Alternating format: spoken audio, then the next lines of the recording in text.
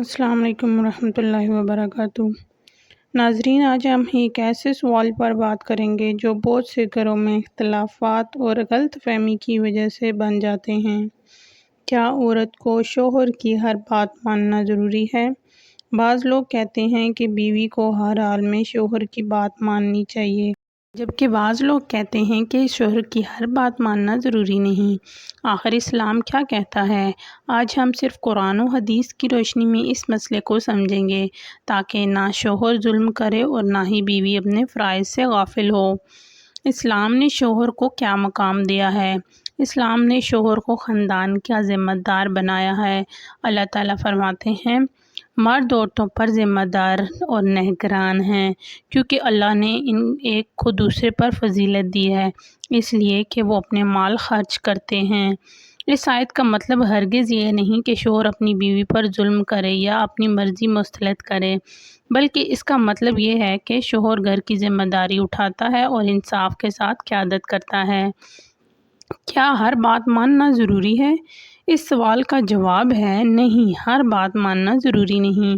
اگر شوہر ایسی بات کہے جو اللہ اور اس کے رسول کی نافرمانی ہو تو بیوی پر وہ بات ماننا جائز نہیں۔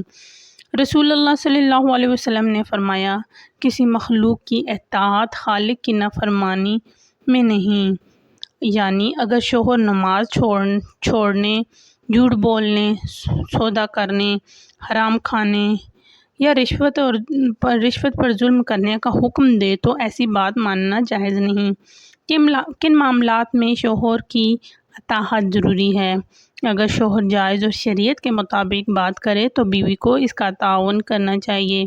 مثلاً گھر کے معاملات میں تعاون کرنا، شوہر کے ساتھ حسن سلوک سے پیش آنا، فضول جھگڑوں سے بچنا، گھر کی سکون کو قائم رکھنا، یہ سب نیکی کے کام ہیں۔ شوہر کی بھی ذمہ داری ہے کہ اسلام صرف بیوی کو ہی نصیحت نہیں کرتا بلکہ شوہر کو بھی حکم ہے۔ رسول اللہ صلی اللہ علیہ وسلم نے فرمایا، تم میں سب سے بہتر وہ ہے جو اپنے گھروں کے لیے بہتر ہو، اور میں اپنے گھر والوں کے لیے سب سے بہتر ہوں۔ یعنی اچھا شوہر وہ ہے جو محبت، عزت اور نرمی سے پیش آئے، ظلم کی اجازت نہیں۔ اگر کوئی شوہر اپنی بیوی کو مارے، گالیاں دے، اس کے حقوق چھین لے یا حرام کام پر مجبور کرے تو وہ گنہگار ہے۔ اسلام نے عورت کو عزت دی ہے۔ رسول اللہ صلی اللہ علیہ وسلم نے فرمایا، عورتوں کے بارے میں اللہ سے ڈرو۔ یہ حدیث ہمیں یاد دلاتی ہے کہ بیوی اللہ کی امانت ہے، غلام نہیں۔ ایک خوبصورت مثال، حضرت محمد صلی اللہ علیہ وسلم کی زوجہ مطہرہ کبھی اپنی رائے بھی پیش کرتی تھیں۔ نبی کریم صلی اللہ علیہ وسلم ان کی بات سنتے، ان سے مشورہ کرتے، محبت سے معاملہ فرماتے۔ یہی بہترین ازواج زندگی کا نمونہ ہے۔ گھر کیسے جنت بن سکتا ہے؟ اگر شوہر محبت، انصاف اور رحم سے پیش آئے، اگر بیوی احترام، صبر اور حسن سلوک اختیار کرے، اگر دونوں نماز، دعا اور معافی کو اپنی زندگی کا حصہ بنائیں تو انشاءاللہ گھر سکون اور برکت کا گہوارہ بن جائے گا۔ شوہر کو یاد رکھنا چاہیے، بیوی پر صرف حکم چلانا اسلام نہیں بلکہ اس کے حقوق ادا کرنا بھی فرض ہے۔ اور بیوی کو یاد رکھنا چاہیے، جائز معاملات میں شوہر کا ساتھ دینا عبادت ہے اور اس سے گھر میں محبت بڑھتی ہے۔